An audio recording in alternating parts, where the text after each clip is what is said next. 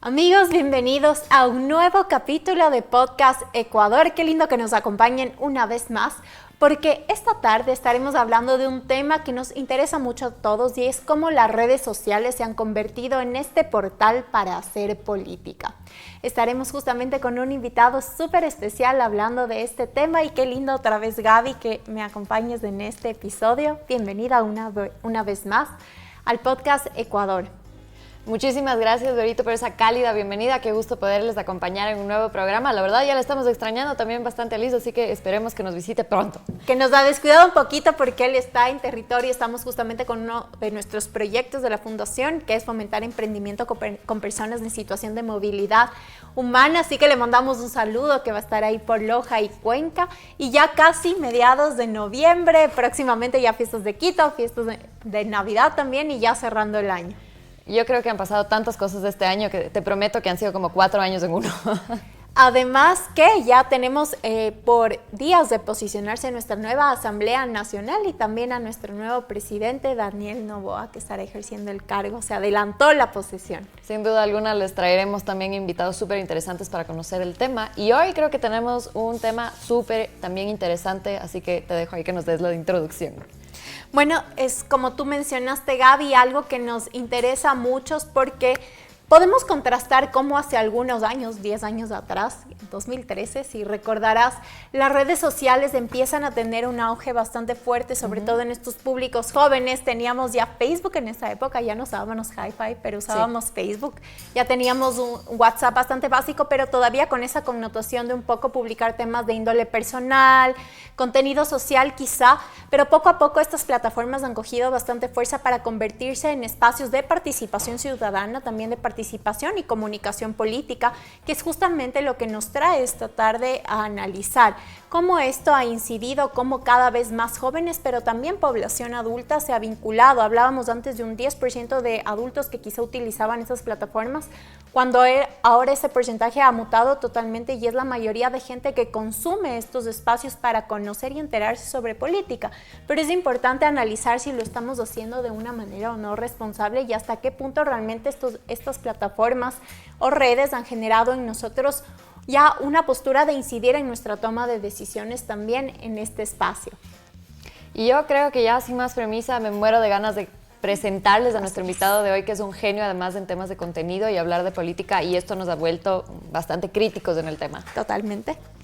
Así que le damos una cálida bienvenida a esta tarde a, más conocido como gracias a José Luis Cañizares. Bienvenido. Bienvenido, José. Gracias por aceptar esta entrevista. Y Gaby también te va a presentar un poquito más. Así es, más bien muchísimas gracias por estar acá. Les voy a contar un poco más acerca del José que nos visita hoy y pues ya más adelante nos contarás también un poquito más de tu perfil. Les cuento que el José es periodista por la PUCE, es director creativo del Laboratorio de Divulgación Científica Conciencia PUCE, además gestor de comunidades digitales y creador de contenido, analista y presentador del programa político Los Irreverentes en RTU. Bienvenido, José. Gracias, muchas gracias, qué chévere estar aquí. Cuéntanos un poquito más de ti. ¿Quién es José Luis? ¿Qué te gusta hacer ya en tu tiempo libre, en tu tiempo profesional? Ya no hay tiempo libre. Es el periodismo, no hay tiempo libre, 24 horas todos los días de la semana. Sí, bueno, entendiendo el periodismo desde una nueva dinámica, ¿no? O sea, yo creo que el periodista ya no es el que estábamos acostumbrados, del que nos contaba las noticias, del que se paraba frente a una cámara a contar lo que decía un teleprompter. El rol del periodista hoy en día, por lo que ustedes decían, por las redes sociales es muy diferente, al igual que hemos visto que la política ahora se maneja a través de redes sociales, del periodismo por supuesto que hace exactamente lo mismo.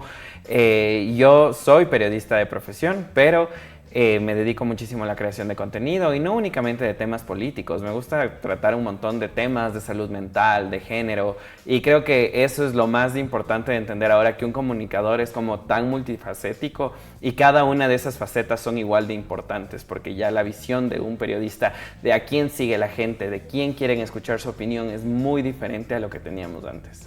Y justamente aquí viene, José, mi siguiente pregunta. ¿Cómo ha sido este proceso para el periodismo tradicional del Ecuador en mutar a esta era ya de digitalización? No ha sido tan fácil, muchos medios han tenido que cerrar también, no lo han logrado. ¿Cómo sientes tú que ha sido toda esta transición? Bueno, es una crisis. Absolutamente todos los medios tradicionales hoy en día están en crisis, y no entendiendo la crisis necesariamente como algo negativo, sino como ese momento de transición, de incomodidad del que definitivamente va a salir algo más. Todos estamos en ese proceso. Todavía hay un poco de resistencia desde cierto lado de los medios de comunicación, ¿no? O sea, hay periodistas tradicionales que se han abierto a los nuevos formatos, a las nuevas personas, a escuchar a los jóvenes, pero también hay un montón de gente que no. Entonces tú lo que ves un montón, por ejemplo, son medios digitales que realmente son medios tradicionales idénticos, pero en la televisión, en el internet.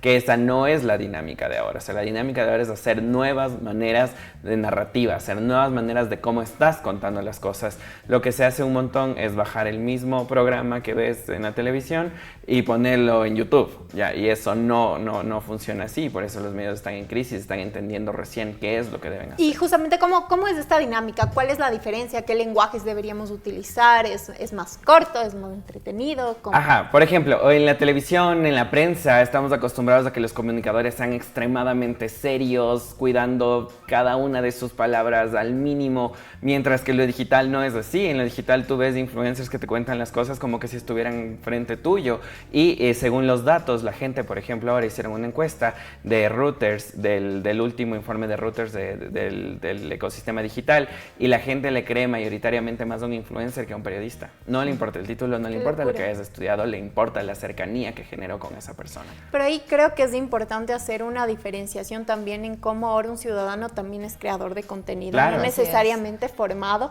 pero cómo cuidamos esto en que no se convierta en una fake news, que pasa muchísimo. Tal vez vinculado con eso, ¿cómo fue tu caso? Porque tú, ¿cómo fue tu aparecimiento también en el tema de redes? Fue un crecimiento bastante interesante el que tú tuviste. Entonces, ¿cómo también el no incurrir en este tema de fake news? Sobre todo, bueno, tú vienes del área del periodismo, es completamente distinto, pero ¿cómo le vinculas también? O sea, para mí fue diferente, como ustedes dicen. Yo soy, de hecho, en educación, un periodista tradicional, porque a mí me educaron de esa manera. Yo me gradué ya en el 2019. Y apenas me gradué, entré a trabajar en la radio, y en una radio que era bastante seria. Entonces ahí yo me empecé a desenvolver, pero precisamente de esa falta de cercanía con la gente entendí que algo no se estaba haciendo bien, y sobre todo de la falta de oportunidades que hay dentro del periodismo tradicional, ¿no? Porque en el periodismo tradicional, por ejemplo, para estar donde estoy yo ahora, que tengo un espacio de opinión política de todos los días en Los Irreverentes, hubiera pasado muchísimo tiempo antes de que hubieran tomado en cuenta mi opinión. Pero ahora, cuando tienes seguidores que mostrar, cuando tienes una comunidad que te cree, cuando tienes una comunidad que se mueve y mueve tu opinión, es mucho más fácil llegar hacia estos espacios. Ahora, ¿qué creo yo que deberíamos hacer para no llegar a los fake news? Hacer más contenido real, pero más divertido. O sea, de alguna manera, no divertido de que tiene que ser chistoso, pero sí de que puedes consumir y más que es digerible. cercano. Exacto, porque lo que pasa es que los fake news son fantásticos, son increíbles. O sea, el fake news es lo que tú vas a compartir más, porque son historias chéveres, son historias que te se cuentan viralizan chévere, mucho más. que Además, se viraliza. que ese es un problema. ¿Y por qué se viraliza? Porque está contado de una manera mucho más chévere, o sea, es de una manera más cercana hacia ti. ¿Y quién contrarresta esto? Las noticias de hiper mega serias que ves en la televisión. O sea, eso no funciona así. Para competir en el mundo de redes sociales tienes que hablar el lenguaje de las redes sociales. Pero sin dejar de lado el rol del periodismo, que tiene además varios principios entre la verificación de datos, la contrastación de fuentes. Claro, es la diferencia. Cómo garantizar eso, que es importante. La diferencia, yo siempre hago una diferencia entre un contenido de influencers y el contenido de valor. No sin menospreciar a nadie, ¿no? Cada uno es libre de hacer construir lo que quiera. Pero yo creo que el contenido de valor es este contenido que estamos creando ahora, un montón de creadores de contenido, que todo lo que yo te digo te puede estar molestando, te puede hacer una broma, puede ser sarcástico, pero todos los datos están contrastados, todos los datos sé de dónde traje, todo tenemos una verificación de todo lo que hacemos, sobre todo, por ejemplo, en Copciencia y en Indeciencia, que es un laboratorio de evaluación científica pero independiente. Todo lo que nosotros te decimos, hay un bagaje de investigación científica detrás.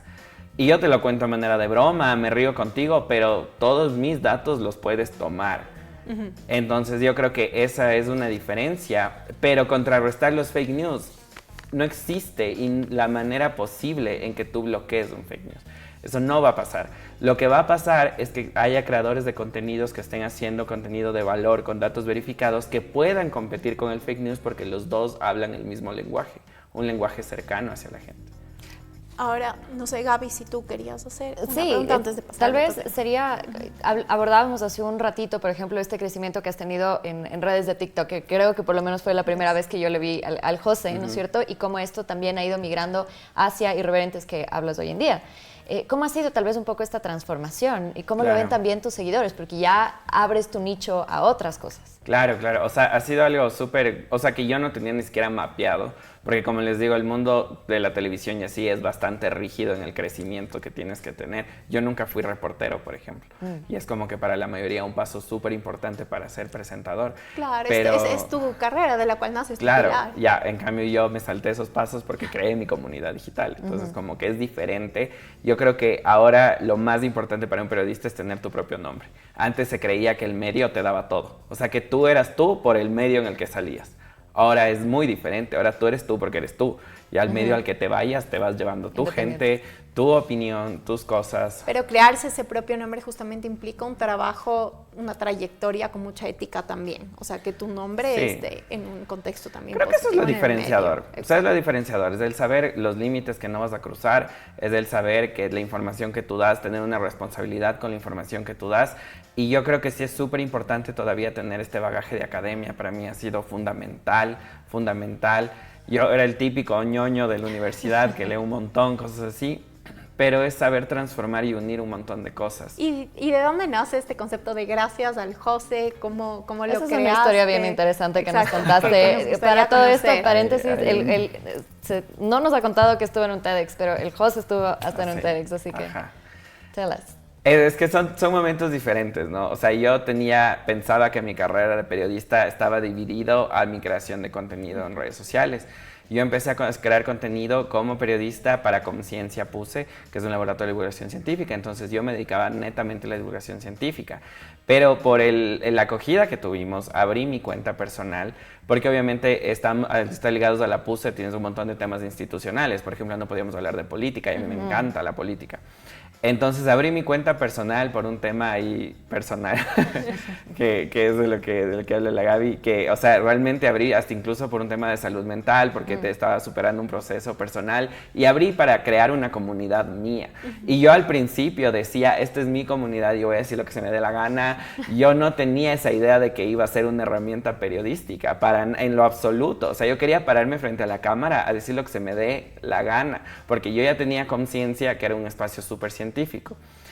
Y después ver una comunidad que crecía y crecía y crecía, y yo tenía estos comentarios que ya eran políticos, y este año con tantas elecciones que tuvimos, todo lo que ha pasado. con todo lo que ha pasado, era imposible no hacer comentarios políticos. Y es chistoso porque empezó gracias al José, porque yo al final de las frases decía gracias. Y eran frases que no tenían nada que ver con cosas políticas, eran de género, era molestándole a mi ex, porque era lo básico de mi contenido. Como desahogarte. Mi desahogo. Pero la gente se unió full al gracias. Y después, cuando ya le empecé a meter política, me di cuenta, y es lo que yo les digo, la gente le cree un montón a los influencers. O sea, me di cuenta que yo podía hacer un comentario político, aunque la gente capaz ni sabía que yo era periodista. Que realmente influía en una decisión. Claro, y se me unía y se volvía y se volcaba a esa otra red social. Entonces fue una cosa súper grande. Y después, cuando yo me di cuenta de eso, empecé a crear contenido netamente para hacer un comentario político ¿Y ahí fuerte. cuáles son tus trending topics o cómo marcas tu agenda en tu contenido personal? Lo más importante es la coyuntura. O sea, coyuntura y analizar de qué está hablando la gente en redes sociales es lo más importante. Pero sobre todo temas relacionables. Uno de mis videos favoritos de este año que hicimos fue con Gigi Bayona, uno de seguridad. ¿Cómo has sido trabajar con ella? Eso es muy bueno. Sí, y nos encantó y fue increíble. Y la respuesta que tienes es tan grande. Y la gente también era chistoso, ¿no? Porque a mí me había visto en redes, pero jamás le había visto a la Gigi haciendo algo así. Y además te sientes tan identificado con el video. Ajá, entonces fue como que para la gente, incluso creo que ahí las generaciones más antiguas de periodistas dijeron, espérate, algo está pasando porque están mezclando cosas. Y ahora pasa lo mismo, o sea, todavía ves en Irreverentes, por ejemplo, a un Fabricio Vela, que es una generación del periodismo riguroso, muy tradicional, que es súper importante, del cual yo aprendí un montón. Y ahora nos ves como compartiendo espacio juntos y compartiendo opiniones, y opiniones que son igual de legítimas, de vez a la sol. O sea, somos 3 generaciones sentadas en un mismo espacio Y la manera de comunicar es diferente. Por ejemplo, Fabri es súper más correcto y político. La Sol es la mitad y Tú eres yo soy irreverente. como, a ver, no, a mí Yo no soy me el tengo irreverente. fronteras, o sea, porque son momentos diferentes. Y es lo valioso de poder conectar con diferentes generaciones también. Pero sobre esto también hay otro punto, y sobre todo en el medio político, y es cómo muchos ciudadanos nos volvemos opinólogos a través de las redes sociales y vamos marcando estas pautas y también generando esta opinión pública, estas esferas de discusión, pero que no siempre son sumamente informadas o bien construidas, y esto en un punto también puede resultar, no sé si peligroso, pero sí puede afectar la toma de decisión de un ciudadano, Claro. sobre todo por un candidato u otro, por ejemplo, que pasa Eso muchísimo. pasó en estas elecciones. De hecho, si ustedes revisan los datos y revisábamos con Alondra Enríquez, que tienen una plataforma que se llama Golden de medición de métricas, que es increíble, y el trending topic acerca de Noboa, casi me confundo topic con topic, pero no, de Noboa en la primera vuelta es que era guapo. Claro. Y eso se hizo a través de influencers, a través de influenciadores de opinión que empezaron a crear tendencias al respecto, y tenías un país decidiendo acerca de eso. Entonces son cosas que no digo que estén bien o estén mal, pero son cosas que hay que tomar un montón en cuenta para cuando quieres hacer política, porque te das cuenta que ya ahora, por ejemplo, le sacaban, y ustedes pueden ver, le sacaban temas que se metían en problemas por una entrevista que daban en un podcast hiperlocal de Manabí para adentro. Y eso se hacía viral, porque ya no es la tele, o sea, ya no es que vas al medio local y te ve tu localidad, no. Una cosa súper local se puede volver un tema que te baje una elección. Así es. Entonces, las dinámicas son diferentes y recién estamos tratando de entender. Al final del día, las redes sociales no tienen más de 10 años. TikTok no tiene más de 2 años en Ecuador. O sea, recién estás viendo cómo empieza a funcionar. Pero es que sin duda es un día a día para los jóvenes. Yo no uso mucho TikTok, pero siento que es como el canal con el que se despiertan, se duermen y pasan consumiendo Claro, casi o todo sea, el día. O sea, es impactante a la final lo que tú generas y cómo esto muta también, o cómo sientes que esto puede transformarse en que realmente los vinculemos de una forma más cercana a la democracia. ¿Es viable? ¿Tú sientes, por ejemplo, desde tu espacio que lo has logrado hacer?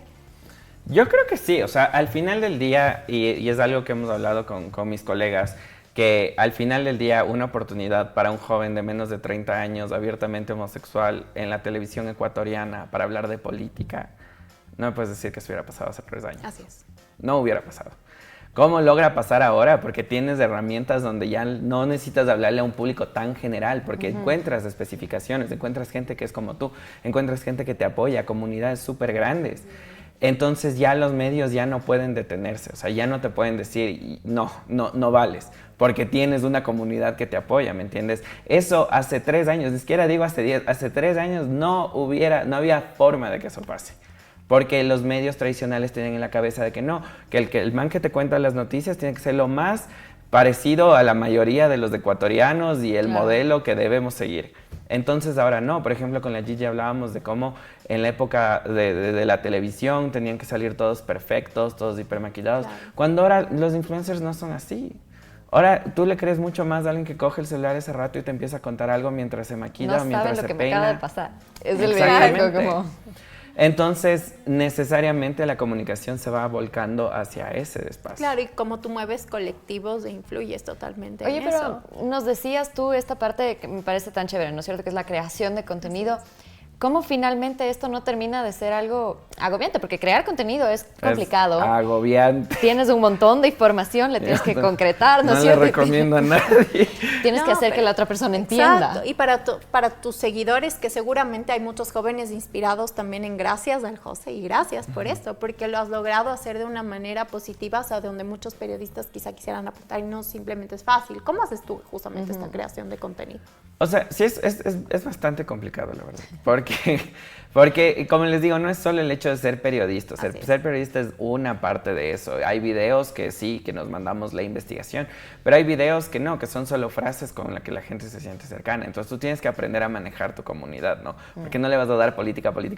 Hay algo que es muy diferente a lo que era antes, que antes el periodista no era parte de la noticia. Entre menos sepas tú del periodista, su vida personal, lo que creía, la tendencia, todo, era mejor. Ahora es todo lo contrario. O sea, ahora la gente gente quiere saber quién eres tú, con quién sales, con quién estás, a qué te dedicas. Entonces tú ya no solo haces contenido desde la información, sino como permitir tener este acceso a esta vida que obviamente es una versión súper curada de lo que quieres mostrar a la gente, pero es un juego súper interesante, ¿me cachas? Es como que tú no le veías antes a un periodista político contándote un proceso de salud mental, por ejemplo, porque hubiera incluso tal vez perdido legitimidad. Ahora, en cambio, te vuelve mucho más humano, mucho más creíble, la gente se vuelve mucho más fiel a tu contenido. Entonces hay que ir haciendo, a veces haces contenido que tú no quieres hacer, pero sabes que tu público quiere escuchar, entonces te toca hacer, porque el crecimiento en redes también es importante. Y en este proceso de creación, ¿algún contenido que te haya marcado más, alguna anécdota haciendo estos procesos que nos quieras contar? Por ejemplo, o sea, aprendí un montón del tema de la política, que sí es medio feo la respuesta tan polarizante que hay en el Ecuador. O sea, eso sí es medio feo de cómo la gente te encasilla un montón. Y, por ejemplo, yo hago una crítica contra Lazo, inmediatamente soy correísta. O sea, para la visión de la mayoría de la gente es como, no hay otra opción.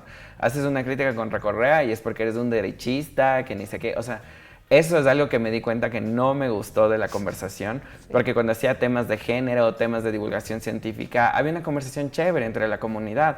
Obviamente hay un montón de machismo y eso, pero aún así sentías que era una conversación más... Aquí es más como crítica aquí pura en y política dura. no hay, o sea, es o negro o blanco y se acabó. Y te marcan con una tendencia. Te marcan y la gente cree que te conoce y te dicen, pero si tú votaste por tal, y tú eres como, tú de ley le estabas haciendo campaña, yo te vi. Es denso, entonces esa polarización no había visto así de esa manera tan fanática en ningún otro tema que no sea política. En política.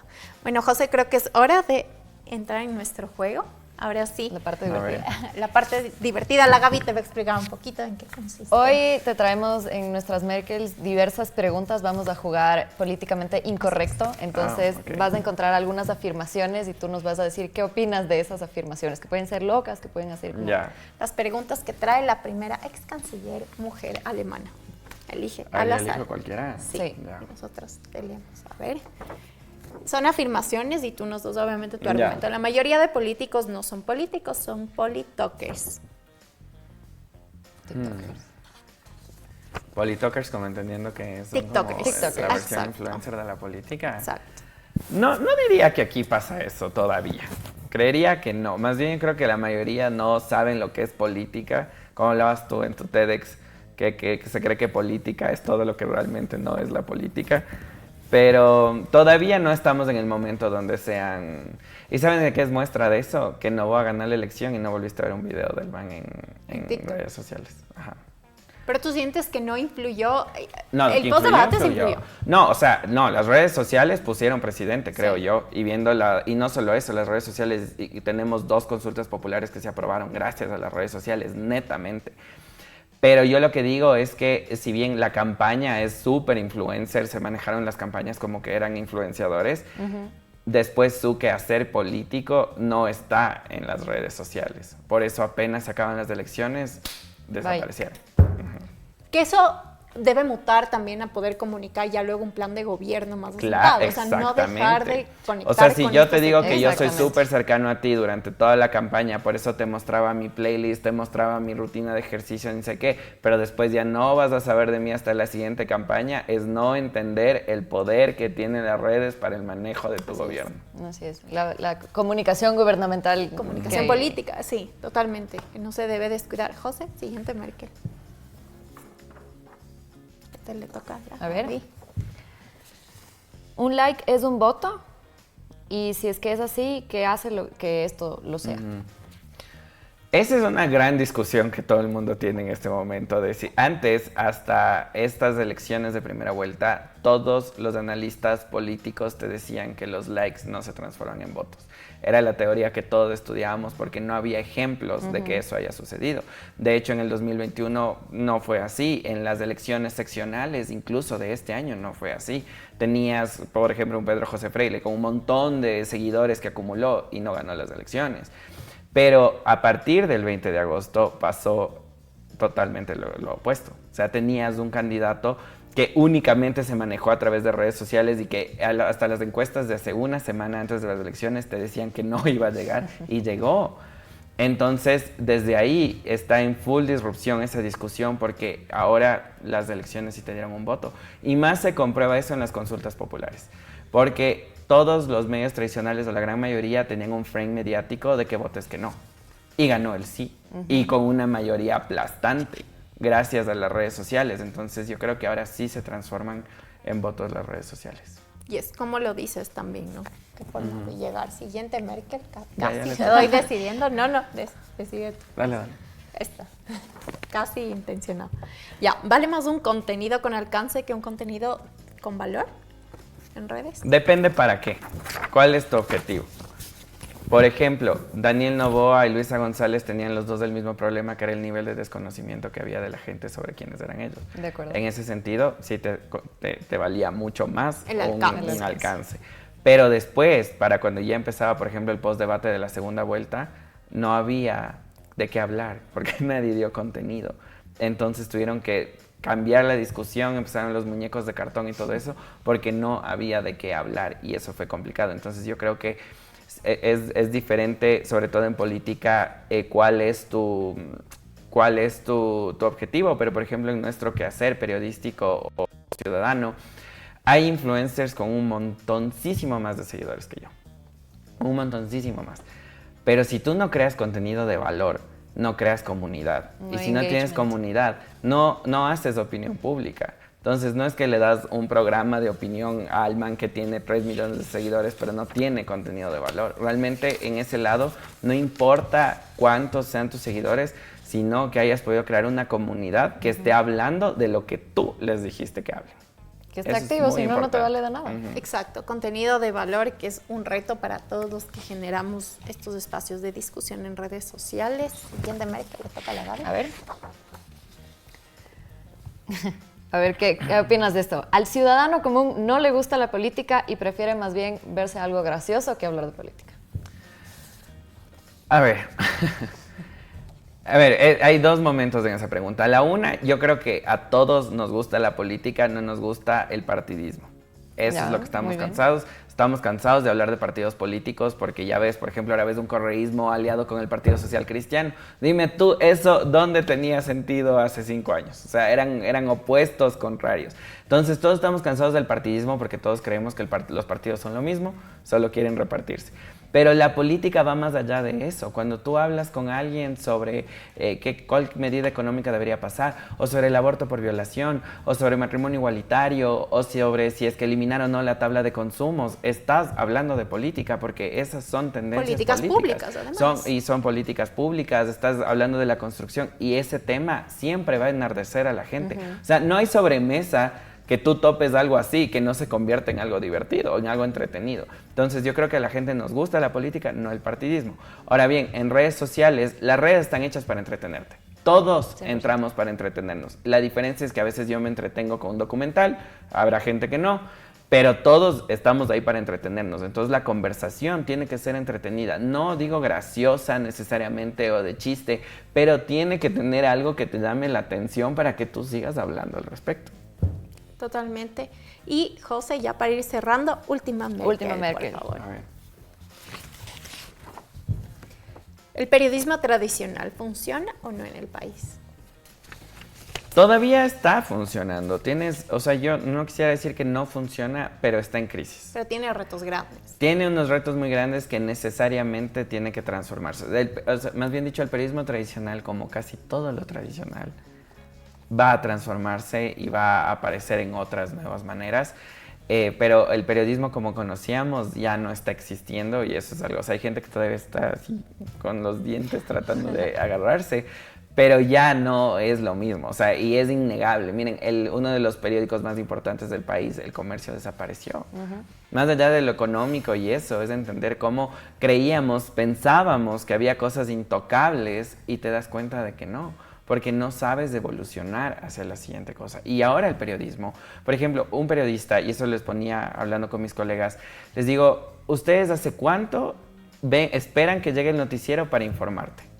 ¿Hace cuánto? Hace años que no haces eso. Si tú te quieres informar de algo así, entras a Twitter, a X, y se acabó, y te informaste, y no necesitaste a nadie. Entonces el periodista ya no puede ser solo el que te cuenta. Ahora yo creo que el rol del periodista es el que te cuenta y te ayuda a entender y te da opinando para que tú en tu vida cotidiana que estás tan a full digas, no, esto yo sí le creo lo que él dijo por dos. Así. Entonces son roles que van cambiando y que la manera de entender el periodismo está cambiando.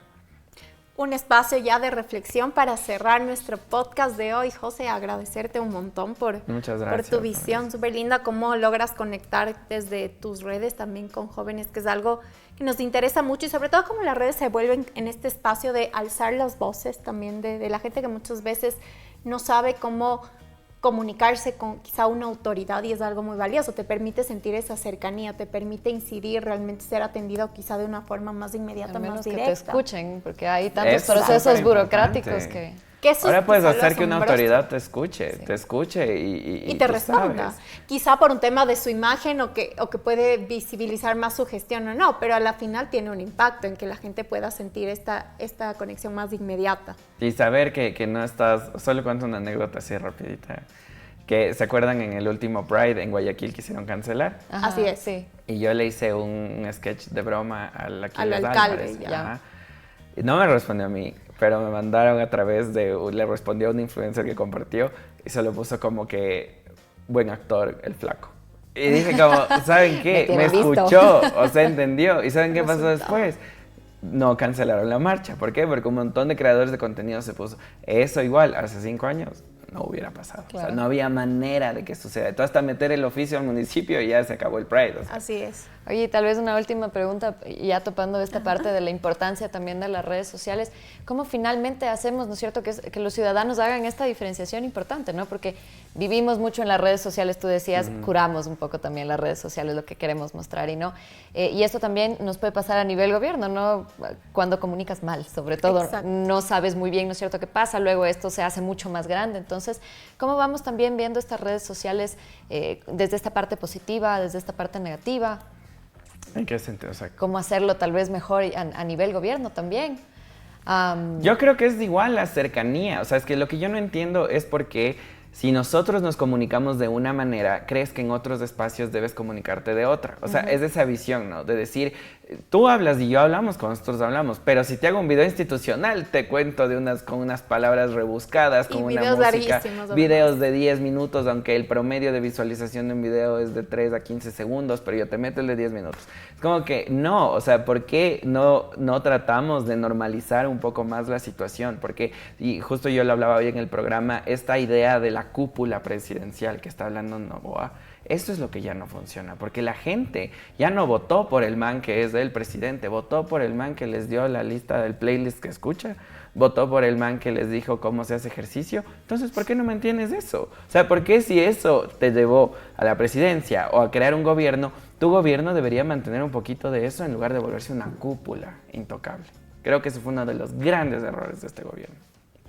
Bueno, amigos, hemos llegado ya al final de nuestro podcast. Agradecer muchísimo a José Luis por habernos acompañado en este espacio que sin duda ha sido muy valioso para que entendamos el funcionamiento positivo también de las redes sociales, cómo nos permiten tener un contacto más directo con las autoridades, incidir, si tenemos una voz, hagámosla escuchar a través de este medio y consumamos contenido de valor y siempre estemos informados de lo que vamos leyendo en redes. No todo siempre es cierto, pero es nuestro rol como ciudadanos saber cómo decidir entre una información y otra y sobre todo conocer más.